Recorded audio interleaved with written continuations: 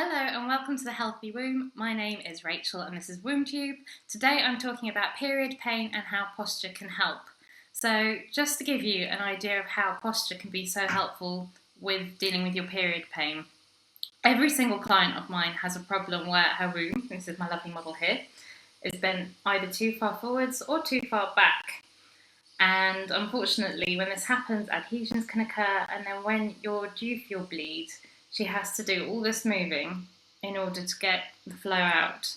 So as you can imagine, that's where a lot of cramps come from, but also where the womb is misaligned. If she's pressing on the spine or the bowel or the bladder, you can get pain there as well. So one of the things that would really help every single woman out there is to make sure it doesn't happen in the first place and keep her pelvis in really good alignment throughout the day. And unfortunately, sitting all day doesn't help with that. So today I'm joined by Adrian Farrell from Adrian Farrell Alexander Technique. Adrian is an Alexander Technique teacher based in central London. His website is alexander-technique.london. He's an Alexander Technique teacher and he's also a cranial sacral therapist. So hello Adrian and welcome. Hello, thank you. Thank you so much for joining me today. Pleasure. So I was just wondering, for starters, if you could explain to us what Alexander Technique is. Sure. Now, there's a kind of popular conception of it of me being the posture police. I kind of want to dispel that just a little bit. Posture is certainly an element of the way we use ourselves. So instead of treating it as a physical problem, it's really a psychophysical problem we have. We work with our mind and our body as an integrated whole. And the way we use our body is basically the way the mind directs it.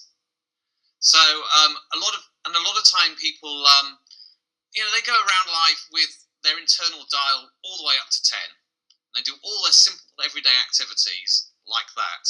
And it's my job in a way just to turn down the dial a little bit so people do things a little more efficiently with a little more ease. And so the posture thing that people normally associate it with, you don't really do good posture, you only do bad posture. We see millions of years of evolution giving us perfectly good postural reflexes. So my assumption is everyone already has a fine posture, it's just buried a little bit.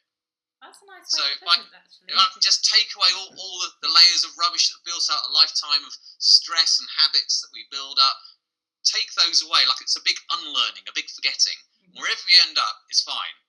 And your posture will improve through that process, but we're not kind of going for the posture. That's kind of a byproduct of just using yourself in a more easy kind of way. Excellent. So you're more listening to your body and actually realising what it's supposed to be doing rather than... It's allowing it to do its own thing in the way it was, I say the word loosely, designed to do. But we have very different lifestyles now to what we did, during earlier parts of evolution. So, just the fact that we're sat in front of a computer here right now, that's a big draw. You're staring at a screen, and it's very common for people to stare at a screen. It's like, people do it. So you literally follow your attention. And it's not a gravity issue, it's not a poor furniture issue. It's the way you've used your mind, and you've kind of concentrated, narrowed your attention into the screen, kind of forgotten that you're the one looking at the screen, and lo and behold, I've stuck my head up. And there's no reason to do that. It's an inanimate object. I could just sort of stay back here and be neutral. That's why it's just as much a mind game. Sit with mobile phones, sit with all sorts. And when you're walking in the street, if you spot something there, your whole body tends to go exactly. that way. Yeah, the eyes go, the head goes, the body goes. Oh, yeah. Okay, that's a really good way of describing it. Thank you. That's right. Okay, so can you tell me your Alexander Technique story? So what problem you had and how it helped you? Yeah, so I used to work in the city, in the square mile, in the financial district, connecting trade floors, stock exchanges for investment banks and stockbrokers. Mm-hmm. It was all very, I was going to say stressful. Water off duck's back. I actually quite enjoyed it, but I was getting back pain and RSI from being, in IT, hunched over a computer all day long. And I took the usual routes. I tried osteopaths and chiropractors, etc., etc. Mm-hmm. And I'd get sort of a bit of relief for a few days, and of course the problems always came back.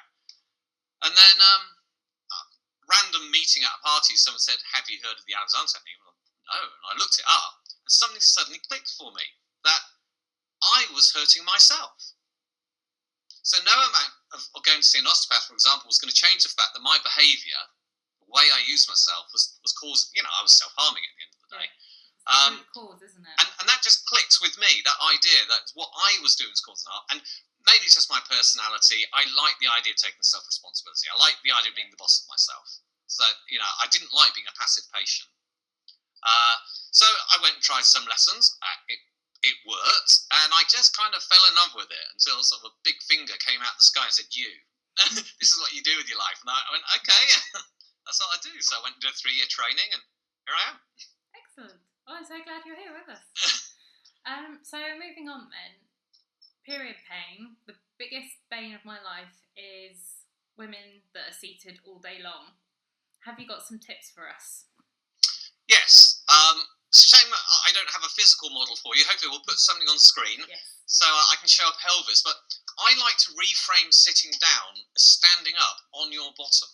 Ooh, okay. So there's this concept when people sit down, they sit down. Not only are they, you go, your mind is it's down, it's relaxed. It's not really relaxed, it's collapsed, And one of the things that happens is people roll their pelvis backwards. Mm-hmm. Sometimes the reason that is the furniture itself encourages that, which isn't good, but it's under the assumption that you have a nice flat surface. If you feel the bony part on the underside of your bottom, we call those the sit bones. Yeah. And if you reframe that, if you think of those as being your new feet, but remain standing up with your bottom as the base, and then you're still stood up. Because actually, sit bones and the hip joints are both below where the spine joins the pelvis. So if they're below that point, it doesn't matter which is taking the weight bearing. That relationship between the spine and the pelvis is totally unchanged. So there's no reason, if you change, going from hips down to feet or through your sit bones, that the rest of the body should do that. And I tilted my pelvis backwards there. Yeah. You can't see it on camera, but you kind of get the idea because my whole body's collapsed forward as well. You can see the big difference. If you stop that rolling back of the pelvis onto the coccyx, I can just say stood up. And it does mean, in a way, it's just a dynamic activity as standing up is. It's not relaxing as such, it is for the legs.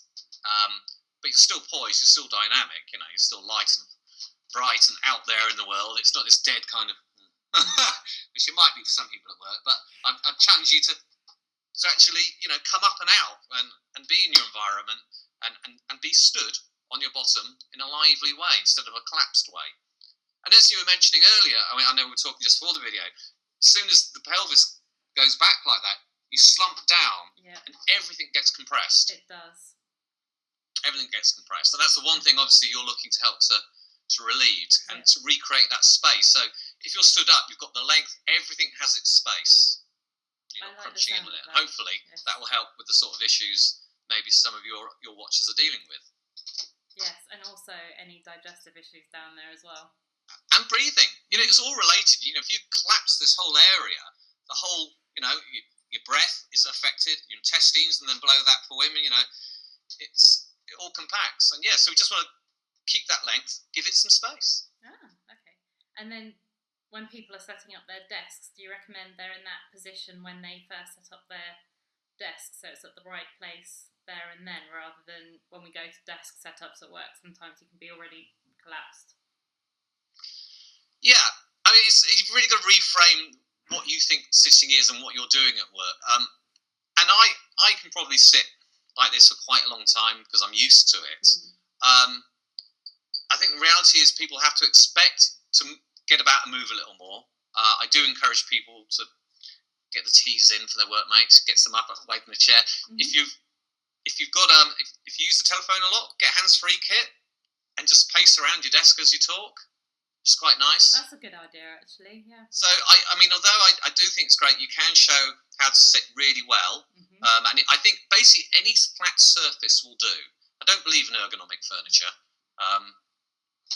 at all. I've written a blog about that. The shocking truth about ergonomic chairs. Almost complete waste of money in my view. Any flat surface. I am actually currently sat on a piano stool. That's my computer kind of chair here. It's a flat surface. Anything you can stand on, you can sit on. A lot of office furniture tends to maybe encourage you to tilt backwards. As long as it doesn't do that, the chair's good enough. And if you are tired, there's nothing wrong with having a little slunch back for a couple of minutes. It's not going to hurt just for a few moments. Probably better just to get up and walk around. I don't want to be overly idealised. The next 8 hours you will be perfect. I mean, that's not human. Okay, so we've got stand on your sit bones. Yep. And we've got get up and walk around where you can. Have you got any other tips in there?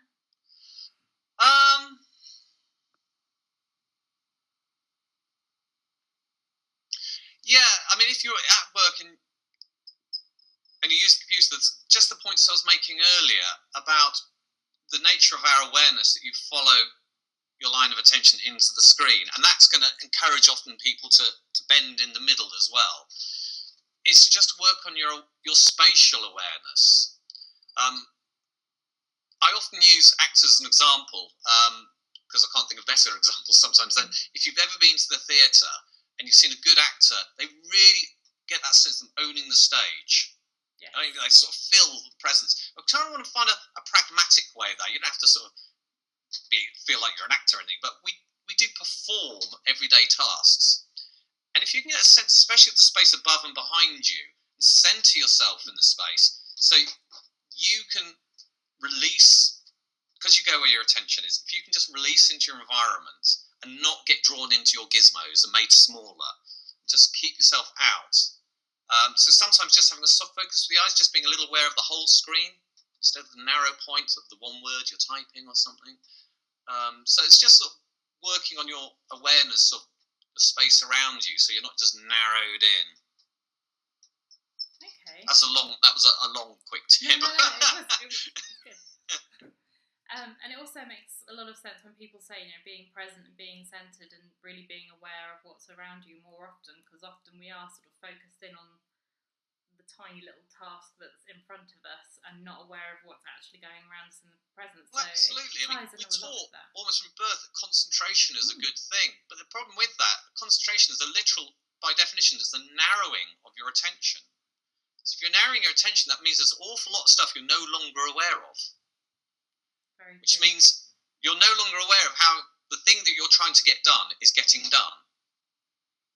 And that thing you might be trying to get done is type some words on the computer screen, but you don't know how that's happening because you're the one doing it, but you put all your attention on the keyboard on the screen and you're there hunched up and because you're no longer paying attention to yourself. So it's really about widening your awareness and being allowed yourself to do sort of two things at once: look after yourself and do your task at the computer.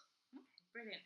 I'll tell you, whilst we've been talking, I've actually been moving my seat bones backwards and forwards, and I can see a big difference. Yeah. This is before, and I can feel, you can't see, but my pelvis is sort of collapsed under like that, and then being aware of where my seat bones are, my whole back feels a lot more in alignment. Yeah, because effectively you're still stood up as you would be if you were stood up. You just change the weight bearing onto your seat bones. I like it. I feel free. It really is that simple. It's not a clever thing. It's just keep it simple. Yeah, and it also takes away the need for having that D-shaped cushion behind you or the coccyx cushion underneath you to force your spine into that position anyway. So it's kind of funny. Since backrests have existed, it's the assumption you have to use them. But of course, there was a long time when people just sat on benches, and the option wasn't there, so no one thought they had to lean back and collapse. And people think they're relaxing, but they're not. They're collapsing. Yeah, I completely see it. I can feel the difference already. So that's been a really great session for me. Thank you. Okay, so just to wrap up, we've got the making sure you're sat on your seat bones. There will be a picture somewhere in this presentation. I'll put it tell you where in the description. Adrian, you've also written blog posts for the Huffington Post. Yes. You've got your website. I'll say it again. It's alexander-technique.london. How else can people find you? I'm also on Twitter, which is at Adrian Farrell 18. Mm-hmm. And that's pretty much it, really. Brilliant. Yeah. And I have to say, your website has loads of really good advice, and both the blog on your website and Huffington Post has loads of really good information on there. So I highly recommend people do go across and have a look. Adrian, thank you so much for your time. It's greatly appreciated. I know I'm going to be sitting differently now. I'm really aware of myself. Thank you very much. Thank you. Bye.